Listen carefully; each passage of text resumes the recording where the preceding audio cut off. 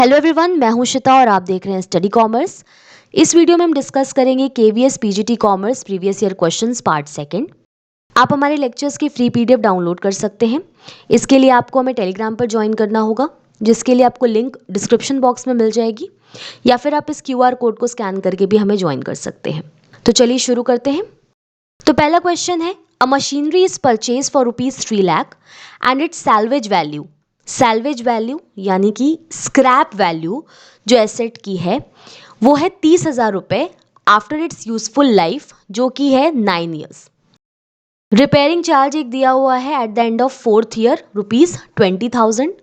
हमें कैलकुलेट करना है rate of depreciation per annum under straight line method of depreciation. तो सबसे पहली चीज है कि डेप्रिसिएशन क्या होता है। तो डेप्रिसिएशन क्या है? Decline in the value of fixed assets. ये डिक्लाइन क्यों आता है? क्योंकि एसेट्स को जब हम लंबे समय तक यूज करते हैं, लगातार अगर हम एसेट का यूज करते हैं, तो उसकी जो यूजफुलनेस है उसमें कमी आती है, यानी उसकी जो वैल्यू है वो डिक्लाइन होती है। एसेट में जो ये डेप्रिसिएशन हो रही है ये परमानेंट नेचर की होती है, यानी कि एक बार अगर वैल्यू रिड्यूस हो गई तो वापस से हम ओरिजिनल जो वैल्यू है उसको हम वापस से रिस्टोर नहीं कर सकते। डेप्रिसिएशन बेसिकली क्या है? एक प्रोसेस है of allocation of cost. Depreciation क्या है? डेप्रिसिएशन एक प्रोसेस है of allocation of cost of asset to its effective span of life. जो एक एसेट की टोटल लाइफ है, यानी जो उसकी यूजफुल लाइफ है, उसमें उसके कॉस्ट को एलोकेट करने की प्रोसेस को हम डेप्रिसिएशन कहते हैं। डेप्रिसिएशन हम इसलिए चार्ज करते हैं क्योंकि जब एक एसेट की यूजफुल लाइफ ओवर हो जाती है, उस टाइम जब हम एसेट को रिप्लेस करेंगे तो हमारे पास उतना अमाउंट अवेलेबल होना चाहिए जिससे हम उस एसेट को रिप्लेस कर सकें। और अगर आज हमारे पास मान लीजिए कोई मशीन है और 10 ईयर्स के बाद अगर हम उस मशीन को सेल करते हैं, तो जिस कॉस्ट पर हमने आज उस मशीन को खरीदा था, सेम कॉस्ट हम उसको 10 साल बाद नहीं खरीदेंगे। वहाँ पर हमें अमाउंट की ज़रूरत पड़ेगी और ज़्यादा अमाउंट की ज़रूरत पड़ेगी ताकि हम एसेट को रिप्लेस कर सकें। तो एक साथ अगर हमें ज़्यादा पैसा निकालना पड़ेगा, ये एक प्रॉब्लम की सिचुएशन होगी बिजनेस के लिए, एक साथ ज़्यादा अमाउंट निकालना। इसलिए हर साल डेप्रिसिएशन चार्ज किया जाता है एक पर्टिकुलर रेट से, ताकि कुछ पैसा हम असाइड कर सकें और यूजफुल लाइफ के बाद एसेट के हम नए एसेट को परचेज कर सकें, यानी जो पुरानी एसेट है उसको रिप्लेस कर सकें। जो डेप्रिसिएशन का अमाउंट होता है इसको हम पीएल अकाउंट में दिखाते हैं। पीएल अकाउंट में हम इसको डेबिट करते हैं, लेकिन ये बाकी एक्सपेंसेस की तरह कैश का कोई एक्सपेंस नहीं है। कैश में इसको पेमेंट नहीं किया जाता, बल्कि बिजनेस में इसको रिटेन किया जाता है ताकि बाद में हम एक्सपायरी ऑफ टाइम के बाद उस एसेट की हम उसको रिप्लेस कर सकें। अब डेप्रिसिएशन चार्ज करने के लिए दो तरीके के मेथड्स हैं। वैसे काफ़ी सारे मेथड्स होते हैं, लेकिन दो मेथड्स हमको ध्यान में रखने हैं। सबसे पहला मेथड है straight line method. Straight line method को हम कई और नाम से भी जानते हैं, जैसे कि फिक्स इंस्टॉलमेंट मेथड या इक्वल इंस्टॉलमेंट मेथड, या इसे हम ओरिजिनल कॉस्ट मेथड भी कहते हैं। जो डेप्रिसिएशन है वो ओरिजिनल कॉस्ट पे चार्ज की जाती है और हर साल जो अमाउंट ऑफ डेप्रिसिएशन होता है ये भी सेम रहता है। एक फिक्स परसेंटेज से original cost per depreciation charge की जाती है और जो अमाउंट ऑफ डेप्रिसिएशन होता है वो हमेशा सेम रहता है। इस मेथड का जो बेनिफिट है वो ये है, यूजफुल लाइफ के बाद एसेट की जो एसेट की वैल्यू होती है अंडर स्ट्रेट लाइन मेथड वो ज़ीरो हो जाती है या इक्वल टू स्क्रैप वैल्यू। अब अगर हमें डेप्रिसिएशन चार्ज करना है तो उसका क्या फॉर्मूला होगा? तो स्ट्रेट लाइन मेथड में डेप्रिसिएशन का फॉर्मूला होता है original cost minus scrap value upon estimated life of asset. तो डेप्रिसिएशन अगर हमें स्ट्रेट लाइन मेथड में चार्ज करना है तो उसका फॉर्मूला होता है original cost minus scrap value upon estimated life of asset. Scrap value का मतलब है कि जो एस्टिमेटेड लाइफ है एसेट की, उसके बाद अगर इसे सेल किया जाएगा तो कितनी वैल्यू होगी, कितनी सेलिंग वैल्यू होगी उस एसेट की, इसे हम स्क्रैप वैल्यू कहते हैं। तो वापस से अगर हम अपने क्वेश्चन पर आएँ तो आप यहाँ देख सकते हैं मशीन की ओरिजिनल कॉस्ट कितनी दी है, 3 लाख रुपीज़ दी गई है। अगर हमें डेप्रिसिएशन चार्ज करना है तो हम कैसे कैलकुलेट करेंगे इसे? ओरिजिनल कॉस्ट कितनी दी गई है मशीन की, 3 लाख रुपए। इसकी स्क्रैप वैल्यू दी गई है, सैल्वेज वैल्यू आफ्टर 9 ईयर्स 30,000, और यूजफुल लाइफ कितनी दी गई है, 9 years. 2,70,000 upon 9 is equal to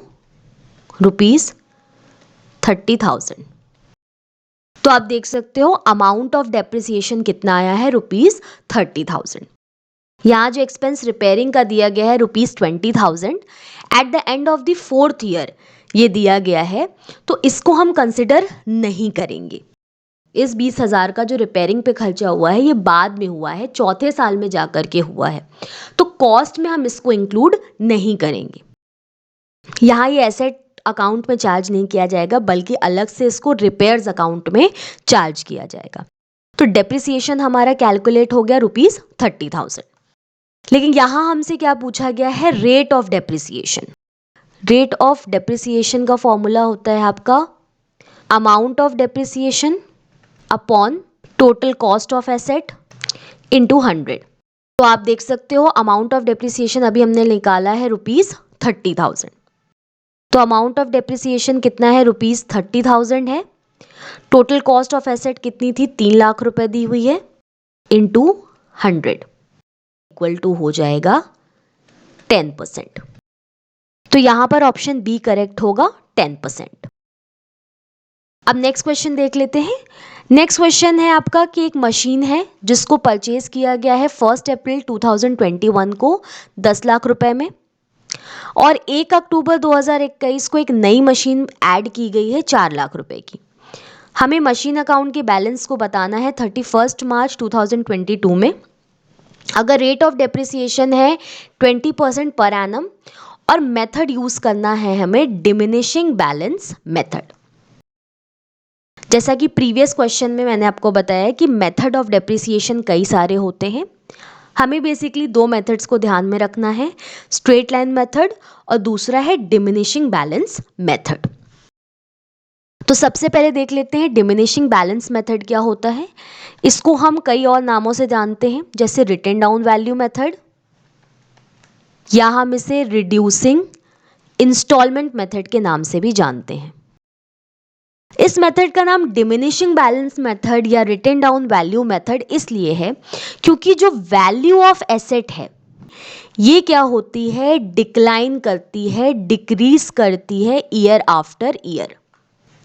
जो वैल्यू ऑफ एसेट है वो डिमिनिश करती है या डिक्रीज करती है ईयर आफ्टर ईयर।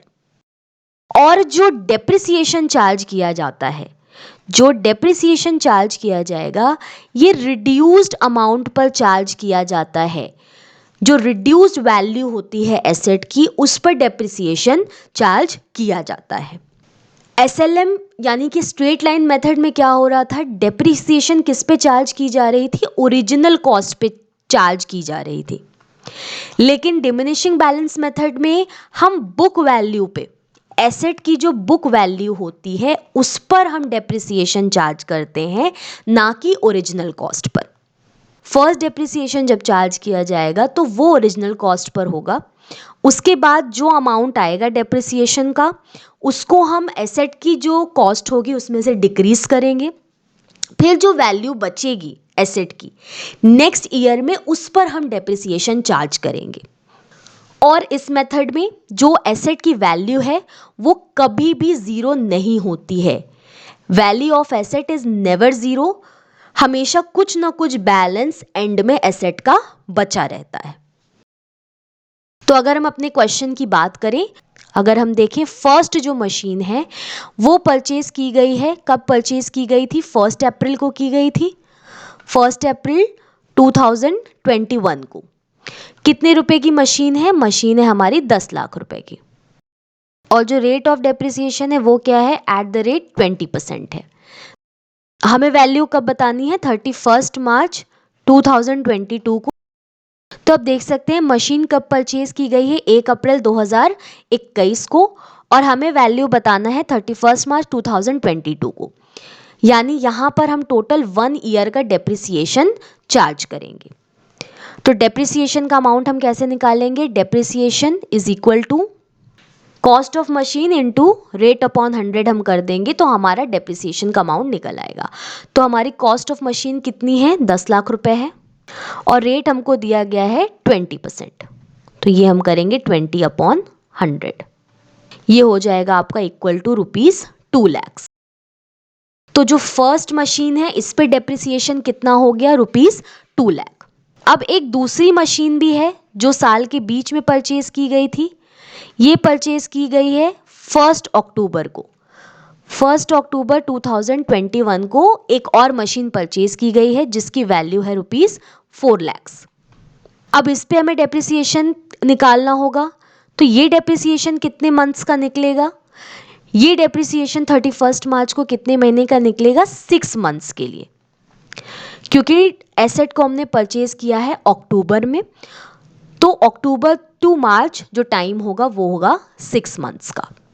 तो हम डेप्रिसिएशन इसका निकाल लेते हैं। डेप्रिसिएशन कैसे निकलेगा, इस पे कॉस्ट ऑफ एसेट यानी कॉस्ट ऑफ मशीन कितनी है, 4 लाख रुपए है, रेट ऑफ डेप्रिसिएशन है 20%। कितने महीने का हमें डेप्रिसिएशन निकालना है, सिर्फ 6 महीने का, तो इसको हम कैलकुलेट कर लेते हैं। तो ये आपका हो जाएगा 40,000। टोटल डेप्रिसिएशन हमारा कितना हो गया, 2 लाख प्लस 40,000, 2,40,000 हमारा टोटल डेप्रिसिएशन हो गया। जो हमारी मशीन है वो कितने की है, तो हमारी मशीन है 10 लाख प्लस 4 लाख, 14 लाख, 14 लाख की हमारी मशीन है, और डेप्रिसिएशन कितना इस पे चार्ज हुआ है, 2,40,000, 2,40,000 का हमारा यहाँ पर डेप्रिसिएशन चार्ज हुआ है। तो हमको यहाँ पे बताना है मशीन का बैलेंस कितना बचेगा। तो आप डेप्रिसिएशन अगर चार्ज कर देंगे तो मशीन अकाउंट में जो बैलेंस है वो कितना हो गया, 11,60,000 का। तो यहाँ पे करेक्ट ऑप्शन है ऑप्शन सी, 11,60,000। नेक्स्ट क्वेश्चन देख लेते हैं। क्वेश्चन नंबर 3 है, which of the following is not correct. पहला दिया है partnership is the relation between persons who have agreed to share the profits of the business carried on by any one of them. दूसरा option है the partners bears the risk involved in running a business as a team. Third option है a partnership firm is not legally required to publish its accounts. और fourth option दिया है according to section 464 of the companies act 2013 maximum number of partners in a partnership firm can be 100। तो अगर हम partnership की बात करें तो पार्टनरशिप की जो डेफिनेशन है, इंडियन पार्टनरशिप एक्ट 1932 के सेक्शन 4 में डेफिनेशन दी गई है पार्टनरशिप की। तो जो डेफिनेशन है पार्टनरशिप की वो कहती है partnership is the relation between persons who have agreed to share the profits of the business carried by all or any one of them acting for all। जो डेफिनेशन दी गई है पार्टनरशिप की वो कहती है partnership is the relation between persons who have agreed to share the profits of the business carried by all और any one of them acting for all. यानी कि जो बिजनेस है वो या तो सभी पार्टनर्स कैरी ऑन करते हैं या कोई एक कैरी ऑन करता है बिजनेस को ऑन बिहाफ ऑफ अदर्स।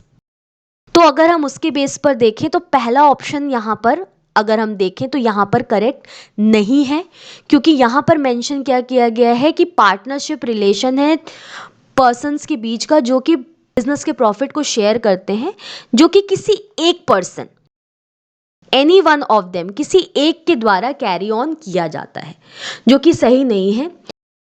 बाकी ऑप्शंस भी देख लेते हैं। सेकंड ऑप्शन दिया है the partners bear the risk involved in running a business as a team. तो ये जो ऑप्शन है ये बिल्कुल सही कह रहा है। जो पार्टनर्स होते हैं इनके बीच में म्यूचुअल एजेंसी रिलेशनशिप होती है। म्यूचुअल एजेंसी रिलेशनशिप का मतलब होता है कि सभी पार्टनर्स एक दूसरे के लिए एजेंट भी हैं और प्रिंसिपल भी हैं। इसका मतलब है कि अगर कोई एक पार्टनर किसी के साथ कॉन्ट्रैक्ट करता है तो बाकी सारे पार्टनर्स भी उस थर्ड पार्टी के लिए लायबल होंगे। क्योंकि वो जो पार्टनर जिसने कॉन्ट्रैक्ट किया है वो एज एन एजेंट है बाकी पार्टनर्स के लिए। थर्ड ऑप्शन है a partnership firm is not legally required to publish its account. ये भी बिल्कुल सही कह रहा है, लीगली पार्टनरशिप में कोई बाउंडेशन नहीं है अपने अकाउंट्स को पब्लिश करने के लिए। और फोर्थ ऑप्शन दिया है according to section 464 of companies act 2013 maximum number of partners in a partnership firm can be 100। तो ये भी बिल्कुल सही कह रहा है, किसी भी पार्टनरशिप बिजनेस को स्टार्ट करने के लिए मिनिमम हमें 2 लोगों की जरूरत है और मैक्सिमम 100 हो सकते हैं एज पर कंपनीज एक्ट 2013। इसके अलावा as per government rule maximum 50 partners हो सकते हैं। तो यहां ए ऑप्शन सही होगा। नेक्स्ट क्वेश्चन देखते हैं। Dividend is usually paid on issued capital, paid up capital, called up capital या ऑथराइज्ड कैपिटल। डिविडेंड यूजुअली कौन सी कैपिटल पर पे किया जाता है? तो यहां ऑप्शन बी करेक्ट होगा, paid up capital. Share capital का मतलब क्या होता है? वो कैपिटल जो शेयर्स इशू करके कंपनी को मिलती है उसको हम कहते हैं शेयर कैपिटल। तो शेयर कैपिटल कई तरीके की हो सकती है। सबसे पहली यहां पर हम देख लेते हैं ऑथराइज कैपिटल। ऑथराइज कैपिटल वो कैपिटल होती है जो कि मेमोरेंडम ऑफ एसोसिएशन में इसका अमाउंट दिया गया होता है और कंपनी अपने पूरे लाइफ टाइम में ऑथराइज कैपिटल के बराबर ही शेयर्स को इशू कर सकती है। दूसरी है इशूड कैपिटल। इशूड कैपिटल का मतलब क्या है? ये है पार्ट ऑफ ऑथराइज कैपिटल जो कि इशू किया जाता है टू द पब्लिक। पब्लिक को हम सब्सक्रिप्शन के लिए कितनी कैपिटल इशू कर रहे हैं उसको हम इशूड कैपिटल कहते हैं। नेक्स्ट कैपिटल होती है सब्सक्राइब्ड कैपिटल। सब्सक्राइब्ड कैपिटल का मतलब है कि इशूड कैपिटल में से पब्लिक ने कितनी कैपिटल को सब्सक्राइब किया है। फॉर एग्जाम्पल अगर हम 2000 शेयर्स इशू करते हैं 10 रुपी पर शेयर के, तो हमें कितने के शेयर हमने इशू किए हैं? यहाँ पर 20,000 के। तो ये क्या इशूड कैपिटल है। मान लीजिए सिर्फ 10,000 के शेयर्स ही पब्लिक ने सब्सक्राइब किए हैं, तो वो क्या हो गई? हमारी सब्सक्राइब्ड कैपिटल। यानी इशूड कैपिटल में से पब्लिक ने कितनी कैपिटल को सब्सक्राइब किया है। नेक्स्ट है हमारी called up capital. Called up capital का मतलब है कि जितनी भी सब्सक्राइब्ड कैपिटल थी उसमें से कंपनी ने कितना सब्सक्राइब्ड कैपिटल में से कैपिटल कॉल किया है फ्रॉम द शेयर होल्डर्स, उसको हम कहते हैं कॉल्ड अप कैपिटल। नेक्स्ट है इसमें paid up capital. Paid up capital का मतलब है जितनी कैपिटल कॉल की गई थी उसमें से कितना एक शेयर होल्डर ने पे किया है, यानी एक्चुअल कितने शेयर्स पे पेमेंट आया है उसको हम कहते हैं paid up capital. For example 2000 shares हैं 10 ईच। अब मान लीजिए कि 10 में से जो शेयर होल्डर है उसने 5 रुपए तक का पेमेंट किया हुआ है, यानी 2000 इंटू 5 रुपीज़ तक का उसने पेमेंट किया हुआ है और 5 रुपए पर शेयर अभी पेमेंट करना बाकी है। तो ये जो बाकी है ये क्या हो गया? कॉल्स इन एरियर्स हो गया। और जो 5 रुपया इसने दे दिया है, शेयर होल्डर ने पे कर दिया है, यही इसकी पेड अप कैपिटल है। तो जो डिविडेंड है वो हमेशा पेड अप कैपिटल पर दिया जाता है। जितना शेयर होल्डर ने पेमेंट किया है उतने पर ही उसको डिविडेंड दिया गया है। तो यहां पर आंसर आपका हो जाएगा paid up capital. Next question देख लेते हैं। क्वेश्चन नंबर 5 यहां पर पूछा गया है income and expenditure account is prepared by not for profit organization on cash basis, receipt basis, expenditure basis या अक्रूवल बेसिस। सबसे पहले नॉट फॉर प्रॉफिट ऑर्गेनाइजेशंस ऐसी ऑर्गेनाइजेशंस होती हैं जिनका प्राइमरी मोटिव होता है सर्विस प्रोवाइड करना, ना कि प्रॉफिट अर्न करना। जैसे क्लब्स हो सकते हैं या हॉस्पिटल्स हो सकते हैं। इनका जो इनकम का सोर्स होता है वो होता है जो मेंबरशिप फीस आती है या फिर ग्रांट्स इनको मिलती है, डोनेशंस मिलती है, उसके थ्रू इनकी इनकम होती है। इन ऑर्गेनाइजेशंस के लिए भी लीगल रिक्वायरमेंट होती है कि ये अपने प्रॉपर अकाउंट्स को मेंटेन करें, ताकि ये देखा जा सके कि इनका जो करंट इनकम है वो उनके एक्सपेंसेस को मीट करने के लिए, एक्सपेंसेस को पेमेंट करने के लिए सफिशिएंट है या नहीं। तो एनपीओस 3 तरीके के अकाउंट्स बनाते हैं, receipts and payment account, income and expenditure account और balance sheet. Receipts and payment account just like cash book होता है, यानी सिर्फ कैश के ट्रांजैक्शंस इसमें इंक्लूड किए जाते हैं। अगर कैश में कोई रिसीविंग हुई तो उसको हम रिसिप्ट्स एंड पेमेंट अकाउंट में दिखाते हैं, और कैश में अगर कोई पेमेंट हुआ तो हम उसको रिसिप्ट्स एंड पेमेंट अकाउंट में दिखाते हैं। ये आपका जो नेचर ऑफ अकाउंट है, ये इसका नेचर है रियल अकाउंट का, यानी रियल अकाउंट के रूल्स अप्लाई होते हैं, debit what comes in, credit what goes out. दूसरा इनकम एंड एक्सपेंडिचर अकाउंट, ये प्रॉफिट मेकिंग ऑर्गेनाइजेशंस के पीएल अकाउंट की तरह होता है, यानी किस तरीके का अकाउंट होगा, ये नॉमिनल अकाउंट होता है। लॉसेस या एक्सपेंसेस होंगे तो उनको डेबिट किया जाएगा और इनकम्स एंड गेन्स को क्रेडिट किया जाता है। इसके अलावा इसमें करंट ईयर के जो रेवेन्यू आइटम्स होते हैं सिर्फ उनको दिखाया जाता है। जो कैपिटल नेचर के आइटम्स होते हैं उनको हम बैलेंस शीट में दिखाते हैं, ना कि इनकम एंड एक्सपेंडिचर अकाउंट में। बाकी थर्ड है बैलेंस शीट। कैपिटल नेचर के जो आइटम्स होते हैं उनको हम बैलेंस शीट में दिखाते हैं, यानी कि एसेट्स एंड लायबिलिटीज जो होंगी वो बैलेंस शीट में दिखाई जाती हैं। अब हमारा क्वेश्चन था कि इनकम एंड एक्सपेंडिचर अकाउंट किस बेसिस पर बनाया जाता है। यहाँ करेक्ट ऑप्शन होगा accrual basis. Receipts and payment account आप देख सकते हो कैश बेसिस पर बनाया जाता है, जबकि जो इनकम एंड एक्सपेंडिचर अकाउंट है इसको बनाया जाता है एक्रूवल बेसिस पर। कैश बेसिस का मतलब क्या है कि अगर कैश रिसीव हो रहा है या कैश में पेमेंट किया जा रहा है तभी हम उसको अकाउंट में रिकॉर्ड करेंगे, यानी जिस टाइम में कैश रिसीव हो रहा है या कैश पे हो रहा है उसी को हम अकाउंट में रिकॉर्ड करेंगे, वरना नहीं करेंगे। जबकि एक्रूवल बेसिस ऑफ अकाउंटिंग क्या कहता है कि ट्रांजैक्शन को जब सेल हो रही है तभी हम रिकॉर्ड करेंगे, यानी उसी अकाउंटिंग पीरियड में रिकॉर्ड करेंगे जिस समय में सेल हो रही है, या हमने कोई एक्सपेंस किया है, भले हमने उसको कैश में पेमेंट अभी ना किया हो, सेल हमने की है, भले वो हमको उस पर कैश रिसीव ना हुआ हो, कोई एक्सपेंसेस जो है वो ड्यू हो गई है, भले कैश में पेमेंट ना हुई हो, उसको हम अकाउंट में उसी ईयर में शो करेंगे जिस ईयर में वो ड्यू हुई हो, वेदर कैश इज पेड और नॉट। इससे क्या होता है कि अगर कोई अक्रूड इनकम है उसको भी हम अकाउंट में शो करते हैं, तभी प्रॉफिट एंड लॉस निकाला जा सकता है।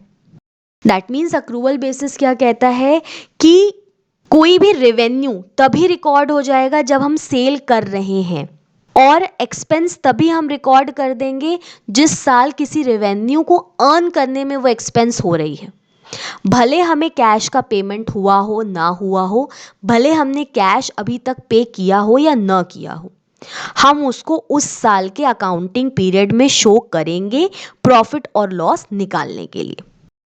एक्रूवल बेसिस की वजह से नॉन कैश आइटम्स जैसे कि डेप्रिसिएशन हो गया या आउटस्टैंडिंग एक्सपेंसेस हैं, कोई अक्रूड इनकम है, वो सभी हम इनकम एंड एक्सपेंडिचर अकाउंट में शो करते हैं। तो एनपीओ का income and expenditure account accrual basis पर बनाया जाता है। नेक्स्ट क्वेश्चन देख लेते हैं, which one of the following is true. पहला है accounting involves only recording of business transactions. दूसरा दिया है transaction which increases the capital is called income. Third है the value of human resources shown on the asset sides in the balance sheet. और fourth दिया है accounting is a service function. सबसे पहला point देख लेते हैं। पहला पॉइंट कह रहा है accounting involves only the recording of business transactions. ये ऑप्शन सही नहीं है, because accounting involves recording of the transaction of financial character, यानी कि ऐसे ट्रांजैक्शंस जिनको हम मनी में मेजर कर सकते हैं उन्हीं को हम अकाउंटिंग में रिकॉर्ड करते हैं। बिजनेस ट्रांजैक्शंस कई तरीके के हो सकते हैं, ऐसे भी कई ट्रांजैक्शंस हो सकते हैं जो बिजनेस के लिए इंपॉर्टेंट हों, लेकिन अगर हम उन्हें मनी में मेजर नहीं कर सकते हैं तो उसे अकाउंट में रिकॉर्ड नहीं करेंगे। तो पहला ऑप्शन गलत है यहाँ पर। दूसरा है transaction which increases the capital is called income, तो ये भी यहाँ पर जो कह रहा है ये गलत है। इनकम क्या होता है आपका? Income is equal to revenue minus expenses. Revenue का मतलब है कि गुड्स को सेल करके जो हमको अमाउंट रिसीव हो रहा है, और एक्सपेंसेस मतलब क्या है कि कितना कॉस्ट हमारा लगा है। तो सेकंड ऑप्शन यहाँ रॉन्ग है। थर्ड ऑप्शन देख लेते हैं हम। The value of human resources is shown as an asset in the balance sheet. ये भी गलत है। ह्यूमन रिसोर्सेज की वैल्यू को हम डिटरमाइन नहीं कर सकते मॉनेटरी टर्म्स में, इसलिए हम इसे बैलेंस शीट में नहीं दिखाते। उन्हीं एसेट्स को या लाइबिलिटीज़ को हम शो करते हैं जिनकी वैल्यू हम मॉनेटरी टर्म्स में डिटरमाइन कर सकते हैं। तो यहाँ पर हमारा फोर्थ ऑप्शन करेक्ट होगा। अकाउंटिंग को सर्विस फंक्शन कहा जाता है, इसलिए कहा जाता है क्योंकि अकाउंटिंग का फंक्शन होता है कि जो क्वांटिटेटिव इंफॉर्मेशंस हैं वो जो यूजर्स हैं यानी जो इंटरेस्टेड पार्टीज हैं उनको इंफॉर्मेशन प्रोवाइड करने का काम होता है अकाउंटिंग का, ताकि टाइमली यूजफुल डिसीजंस लिए जा सकें। तो ऑप्शन डी यहाँ पर हमारा करेक्ट होगा। नेक्स्ट क्वेश्चन यहाँ पर है, trade discount is allowed at the time of sale of goods, receiving the payment for sale of goods, receiving the payment before due date, making payment for purchase of goods. यहाँ पर option A हमारा correct होगा। Trade discount allow किया जाता है at the time of sale of goods. तो discount का मतलब क्या होता है कि जो सेलिंग प्राइस है किसी भी प्रोडक्ट की, किसी भी गुड की जो सेलिंग प्राइस होती है उसमें हम कुछ रिडक्शन करते हैं, तो उसको हम क्या कहते हैं? डिस्काउंट कहते हैं। डिस्काउंट से जितना भी सेलिंग प्राइस होता है उसमें कुछ रिडक्शन आता है। डिस्काउंट कितने तरीके का हो सकता है? तो दो तरीके का होता है। एक होता है ट्रेड डिस्काउंट और दूसरा होता है कैश डिस्काउंट। तो ट्रेड डिस्काउंट क्या होता है? ट्रेड डिस्काउंट का मतलब है कि जो लिस्ट प्राइस होती है, किसी भी प्रोडक्ट की जो लिस्ट प्राइस होती है उस पर ट्रेड डिस्काउंट चार्ज किया जाता है। जैसे कि अगर 100 रुपये का मान लीजिए प्रोडक्ट है, उस पर 10 रुपये का ट्रेड डिस्काउंट लग रहा है, तो जो प्राइस ऑफ प्रोडक्ट हो जाएगी वो कितनी हो जाएगी? 90 रुपये हो जाएगी। ट्रेड डिस्काउंट प्रोवाइड करने का बेसिक पर्पस होता है प्रोडक्ट की जो सेल है उसको इंक्रीज करने के लिए और कस्टमर को बेस्ट से बेस्ट ऑफर देने के लिए, ताकि ज़्यादा से ज़्यादा कस्टमर्स आएँ और उस प्रोडक्ट को खरीदें। यहाँ पे ये ध्यान देना होगा हमें कि ट्रेड डिस्काउंट को अकाउंट में शो नहीं किया जाता है। नेक्स्ट है कैश डिस्काउंट। कैश डिस्काउंट दिया जाता है सेलर के through to the buyers at the time of payment. Payment जब करने के लिए बारी आती है प्रोडक्ट की, जो पेमेंट है गुड्स परचेज करने का, उसके लिए कैश डिस्काउंट दिया जाता है। क्यों देता है seller cash discount? For prompt payment, यानी जो बायर है वो टाइमली पेमेंट कर दे, इसलिए जो सेलर होता है वो गुड्स का जब परचेज किया जाता है उसकी जब पेमेंट होती है उस समय कैश डिस्काउंट देता है। इससे क्या होता है कि जो बिजनेस का क्रेडिट रिस्क होता है वो रिड्यूस होता है। जितने का इनवॉइस होता है, मान लीजिए कि जो इनवॉइस बना, जो बिल आई, वो बिल कितने की थी? 1000 रुपीज़ की बिल थी। कैश डिस्काउंट दे दिया गया, मान लीजिए कि 100 रुपये का कैश डिस्काउंट दे दिया गया, तो ये जो इनवॉइस है वो 1000 रुपये की होगी। वहाँ पे हम दिखाएंगे कि ये कैश डिस्काउंट हम 100 रुपये का दे रहे हैं और बचा हुआ अमाउंट जो होगा वो पेमेंट किया जाएगा बाय द बायर। और कैश डिस्काउंट को हम अकाउंट में शो करते हैं। जैसे हम बायर से कह सकते हैं कि भाई आप जल्दी पेमेंट अगर करते हो, 1000 रुपये का आपका पेमेंट है, अगर आप जल्दी हमको पेमेंट करते हैं तो 100 रुपये हम आपको डिस्काउंट दे देंगे, तो 900 रुपये ही आपको पेमेंट करना रहेगा। नेक्स्ट क्वेश्चन है, which of the following statement is not appropriate for provisions. Provisions के केस में कौन सा इसमें से जो पॉइंट दिया गया है वो अप्रोप्रिएट नहीं है? तो प्रोविजन किस लिए क्रिएट किया जाता है? तो provision is created for non liability. Provision is created for the non liability. ऐसी लायबिलिटी जो हमें पता है कि फ्यूचर में हो सकती है, उसके लिए हम प्रोविजंस क्रिएट करते हैं। लेकिन इस लायबिलिटी का अमाउंट हम एक्यूरेटली डिटरमाइन नहीं कर पाते हैं कि कितनी अमाउंट में हमारी लायबिलिटी होगी। दूसरा जो प्रोविजंस है वो चार्ज अगेंस्ट प्रॉफिट होते हैं। चार्ज अगेंस्ट प्रॉफिट का मतलब होता है कि इनको प्रोवाइड करना एक लीगल रिक्वायरमेंट है। किसी ईयर में अगर प्रॉफिट नहीं भी हुआ है तो भी प्रोविजंस को क्रिएट किया जाता है, इसीलिए इन्हें हम चार्ज अगेंस्ट प्रॉफिट कहते हैं। मेन ऑब्जेक्टिव क्या होता है कि मान लीजिए डाउटफुल डेट्स हैं या डेप्रिसिएशन है, उसके लिए जो अमाउंट है उसको प्रोवाइड किया जा सके, उस लाइबिलिटी के लिए अमाउंट प्रोवाइड किया जा सके, इसलिए हम पहले से ही प्रोविज़न कर लेते हैं कि इतना अमाउंट तो हमें नहीं मिलेगा, उतना अमाउंट हम डेबिट कर लेते हैं अपने पीएल अकाउंट में। दैट मीन्स नेट प्रॉफिट हम तभी कैलकुलेट कर सकते हैं जब हम प्रोविजंस को चार्ज कर लें, और प्रोविजन चार्ज करने के बाद ही हम ट्रू फाइनेंशियल पोजीशन बिजनेस की बता सकते हैं। तो अगर हम अपने ऑप्शंस को देखें तो सबसे पहला जो ऑप्शन है वो करेक्ट है। Creation of provision satisfies the principle of conservatism. Principle of conservatism कहता है जो भी फ्यूचर लॉसेस होते हैं उसके लिए हम पहले से ही प्रोविजन बना लेते हैं, लेकिन अगर कोई गेन होने वाली है फ्यूचर में तो उसको हम कंसिडर नहीं करते हैं। तो पहला ऑप्शन यहाँ सही है कि प्रोविजन प्रिंसिपल ऑफ कंजर्वेटिज्म की वजह से बनाया जाता है। दूसरा है provision is charge against profit, ये भी सही है। नेक्स्ट है provision is created for known liability, ये भी बिल्कुल सही है। नेक्स्ट ऑप्शन है provision is created for strengthening the financial position of the business. तो ये स्टेटमेंट प्रोविजन के बारे में करेक्ट नहीं है। हमारा आंसर ऑप्शन डी होगा। फाइनेंशियल पोजीशन बिजनेस की स्ट्रेंथन करने के लिए प्रोविजंस नहीं बनाए जाते बल्कि रिजर्व्स बनाए जाते हैं। रिजर्व्स क्या होते हैं? तो रिजर्व्स जो है अननोन लायबिलिटी के लिए क्रिएट किए जाते हैं। फ्यूचर में कोई अननोन लायबिलिटी हो सकती है, उसके लिए कुछ अमाउंट अलग से असाइड रख लिया जाता है रिजर्व के फॉर्म में।